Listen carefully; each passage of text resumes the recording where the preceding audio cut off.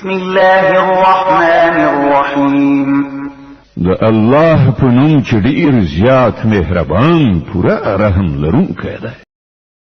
وإذ قال إبراهيم رب أرني كيف تحيي الموتى قال أولم تؤمن قال بلى ولكن ليطمئن قلبي قال فخذ أربعة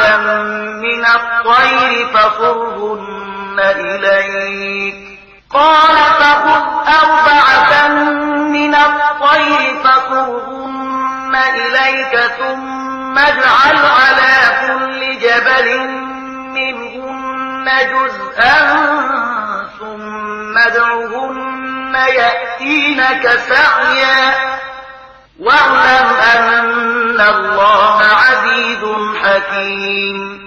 او هغه پیښه ده هم در پزړوي چې کله ابراهيم عليه السلام ویلو چې زما څښتنه ما تر اوخه چې ته په څه شان مړی ژوندۍ کوي وی فرمایل آیا ستاسو ایمان نشته؟